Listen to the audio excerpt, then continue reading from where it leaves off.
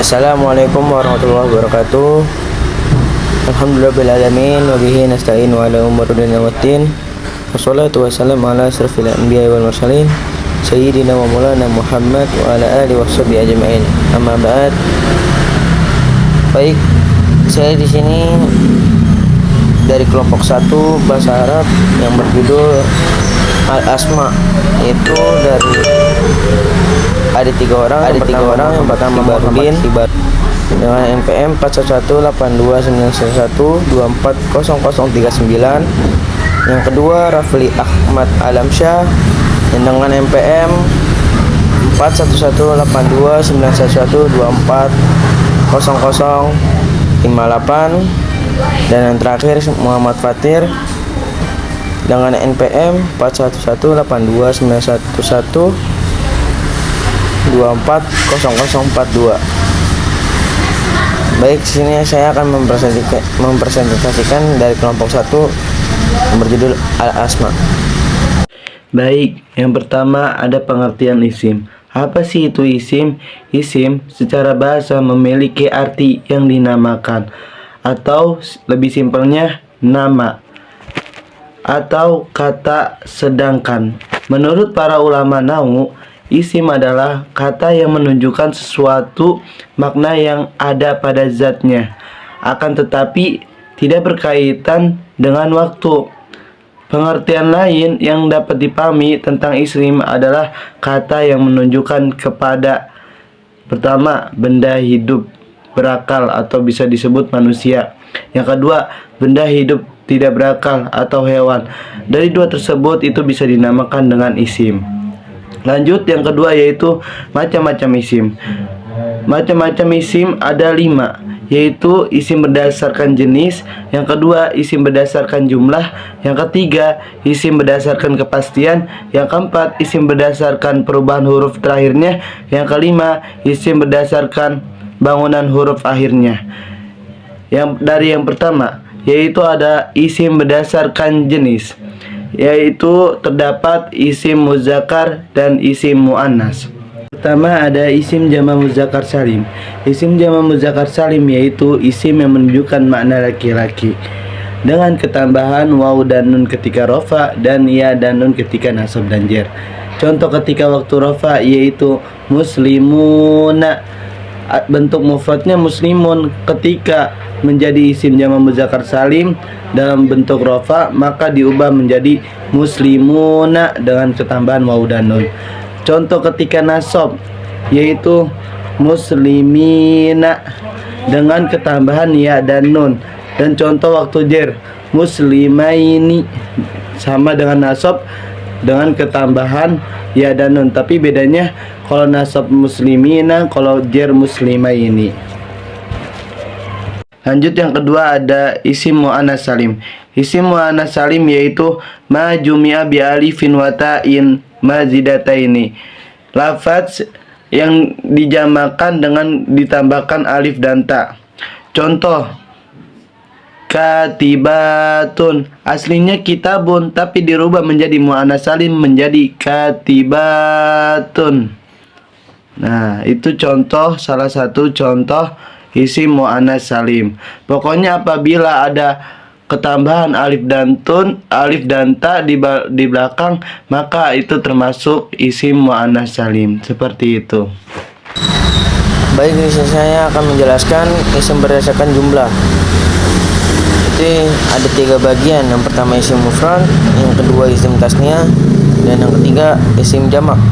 Yang pertama-tama saya akan menjelaskan isim mufrad. Di sini ada makna dan kalimat. Itu ada 4 makna, 4 kalimat. Yang pertama makna seorang muslim. Kalimatnya al-muslimu, muslimi, muslimu. Dibedakan dengan al. Alnya yang pertama tuh ada al, dan yang kedua ada muslimu doang. Yang kedua tuh makna kedua tuh seorang muslimah, al-muslimatu. Dan kalimat yang keduanya muslimatu dibedakan dengan al. Yang makna ketiga sebuah buku. Kalimat pertamanya Alkitabu dan kalimat keduanya kitabu, kitab. Dan makna terakhir sebuah pulpen. Kalimat yang pertamanya al-qalamu dan kolam. Ini dibedakan dengan al dan kolam doang pokoknya. Yang kedua isim tasniyah, itu sama dengan isim mufrad, maknanya ada 4, kalimatnya juga ada 4. Nah yang pertama dua orang muslimah ini musliman nih. Jadi dibedakan itu ada ya. Yang pertama tuh kalimat pertama tuh ada muslimah ini, dan yang kedua muslimah nih atau muslim. Dan yang makna kedua dua orang muslimata ini, dan kalimat keduanya muslimatani. Makna ketiganya dua pulpen, dan kalimat yang pertama yang kolama ini, yang kalimat keduanya kalamuna. Dan makna terakhir dua buku, kalimat pertamanya kitabani, kitabani, kalimat keduanya itu. Dan yang terakhir isim jamak, maknanya cuman ada 2. Yang pertama makna pertama orang muslim laki-laki. Kalimatnya yang pertama muslimina dan kalimat keduanya muslimuna. Baik, saya akan melanjutkan dari materi isim yang tadi dibawakan dengan tema isim. Saya akan melanjutkan dengan macam isim berdasarkan kepastian. Nah, isim berdasarkan kepastian itu namanya ya nakirah sama ma'rifah. Kalau kita sebut sama nakirah sama ma'rifah. Nah, kenapa? Karena itu kepastian. Misalkan kalau cuman kita ada nakirah doang, belum tentu itu jelas, belum itu pasti. Tapi kalau misalnya kita udah ada kepastian, pasti ada ma'rifah gitu. Nah, di sini saya akan di PPT isim berdasarkan kepastian. Isim nakirah. Isim nakirah adalah isim yang menunjukkan kepada benda yang belum jelas, masih umum. Apakah benda tersebut masuk dalam kategori benda hidup berakal atau benda hidup tidak berakal atau benda mati. Dan isim nakirah selalu identik dengan istilah, yaitu seorang, seekor, dan sebuah. Nakirah itu nakirah masih umum. Nah, kalau ma'rifah, dia adalah isim yang menunjukkan kepada benda yang jelas, sudah tertentu, khusus, dan benda tersebut masuk dalam kategori benda hidup berakal dan hidup tidak berakal dan benda mati. Nah, contoh dari isim nakirah apa aja? Kitabun, nah kolamun, rojulun tuh. Kenapa disebut isim nakirah itu? Karena kitabun itu cuman satu. Kitabunnya kitab apa? Nggak tahu. Tapi kalau misalnya kita ada ma'rifahnya, kitabul fikih. Nah, fikihnya itu kan ma'rifah ya. Nah, jadi kan kita udah mengetahui, oh ini khususnya buku fikih gitu. Itu namanya isim nakirah. Ma'rifah contohnya apa? Nah, isim ma'rifah itu isim yang diawali alif lam. Nah, misalkan nih al-kitabu, al-qalamu. Nah, itu kan ma'rifah ya. Kalau tadi kan kitabun doang. Kitabun cuman nggak ada ininya ya. Kalau kitabun tuh cuman kitab apa. Nah, kalau ini dia udah terkhusus, buku yang spesifik. Misalkan contohnya di sini kan al-kitab, al-qalamun, ar-rajulun. Nah, kalau di sini misalkan kita sambunginnya gini, al-kitab, Ahmad yaqra'u al-kitab. Nah, kan dia membaca. Kalau misalkan cuman sampai Ahmad membaca, nah itu kan masih umum, masih kenapa-kenapanya. Tapi kalau misalkan Ahmad yaqra'u al-kitab, dia membaca buku gitu. Nah, kita lanjut ke ini isim berdasarkan huruf akhirnya, mu'rab sama mabni. Nah, isim berdasarkan bangunan huruf akhirnya seperti yang kita lihat di ini PPT, isim mu'rab adalah isim yang berubah bentuk akhirnya disebabkan oleh perubahan kedudukannya, tempatnya di dalam kalimat.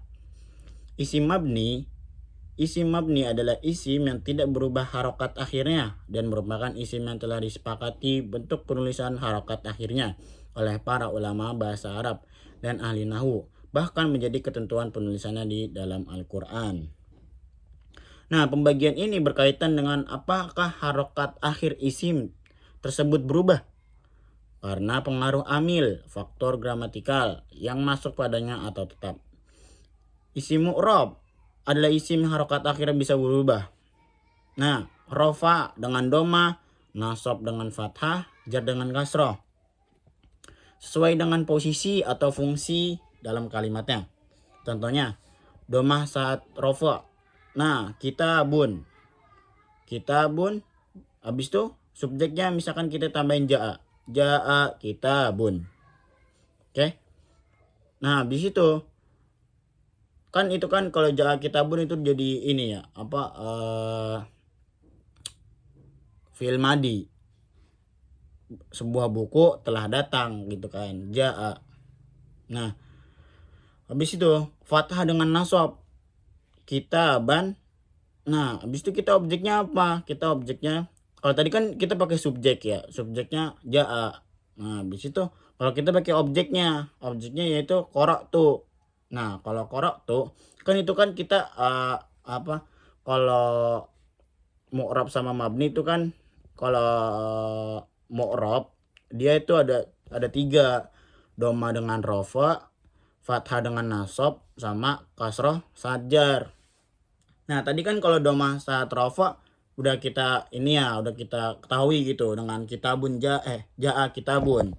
Nah, kalau misalkan fathah dengan nasab, nah itu kitaban kan fathah dengan nasab. Nah, jadi kita ngambilnya pakai objeknya qara'tu. Nah, kalau kita qara'tu kitaban berarti, nah karena membaca sebuah buku, qara'tu gitu. Nah, kasroh sajar, kitabin. Nah, habis itu huruf jar. Kalau kita ambil dari contoh yang kasroh sajar, kita ambillah berarti nazartu ila kitabin. Kenapa kitabin? Karena ada ila, ada huruf jar begitu, makanya dikasih kasroh.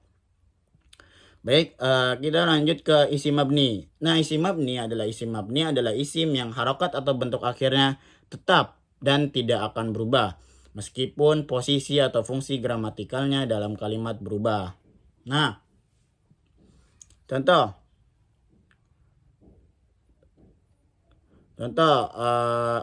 haza kan ini nggak bakal berubah ya. Nah, meskipun posisinya berbeda, ja'a haza ini telah gitu kan. Nah, subjeknya rofa haza, ra'aitu haza saya melihat saya melihat ini, objeknya nasab.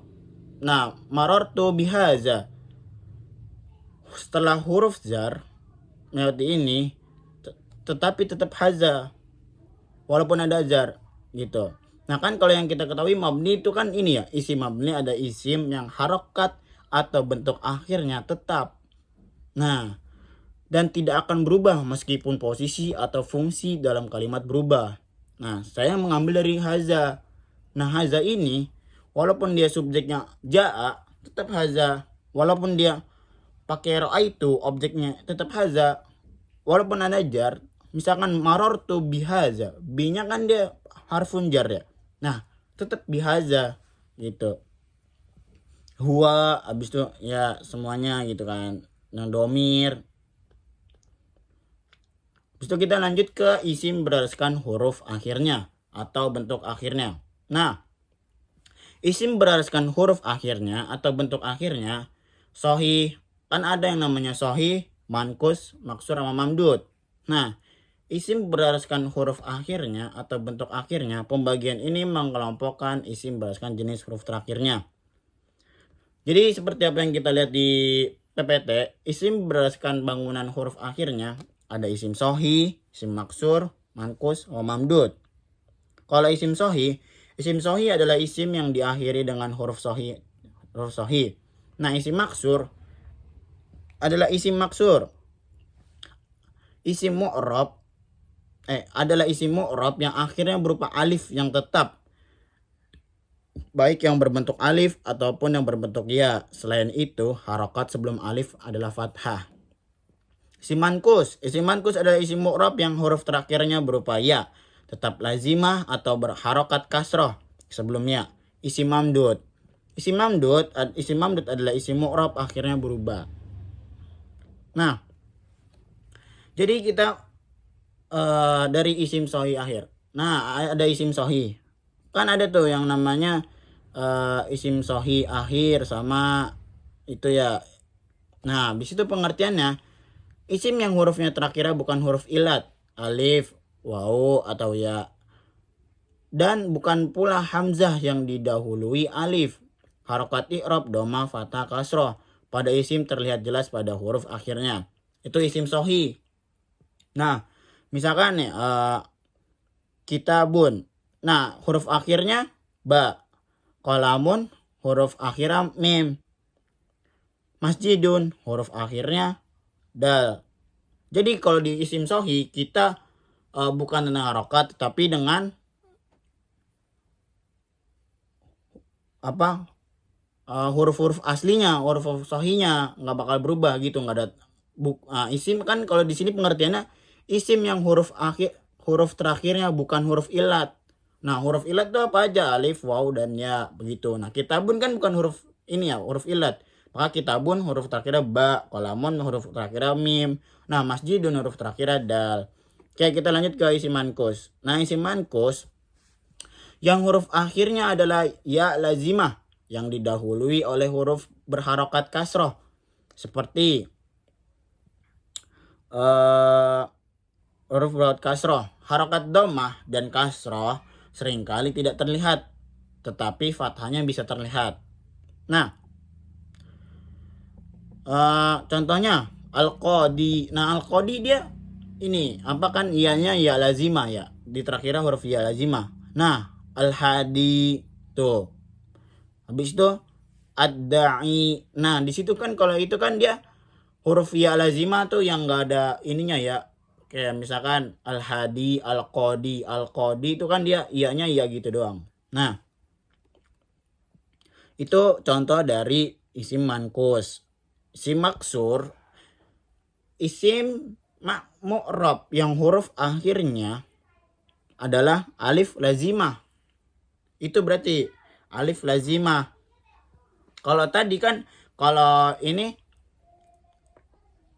kalau yang tadi kan dia kalau isim mankus dia yang huruf akhirnya ini ya lazimah. Kalau ini isim maksur adalah isim yang huruf akhirnya adalah alif lazimah. Alif lazimah ya, yang kayak huruf ya tapi nggak ada titiknya. Nah, jadi contohnya al-fata. Al-fata kan dia al, fa, ta sama alif terakhirnya dia alif yang kayak ya tapi nggak ada titik dua di bawahnya. Nah, al-huda kan dia ada huruf ini ya alif lazimahnya. Nah, aso dia huruf terakhirnya huruf alif lazimah tapi bukan yang kayak ya tapi yang alif tegak gitu. Nah, kita lanjut ke isim mamdud.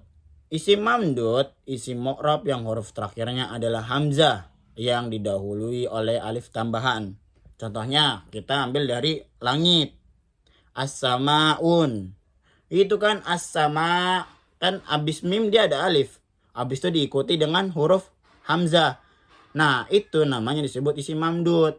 Habis itu kita contoh lagi. Binaun. Binaun kan bangunan ya. Nah, kalau bina dia abis nun ada alif. Abis itu baru hamzah. Ada alif bertemu dengan hamzah, itu namanya isim mamdud. Nah, habis itu kita ambil lagi satu lagi dari as-sohro. sohro kan padang pasir ya, sohrou. Nah, abis ro itu alif, abis alif itu hamzah, begitu. Jadi pengertiannya gini, kalau kita ambil kesimpulan dari isim berdasarkan huruf akhirnya, bentuk akhirnya.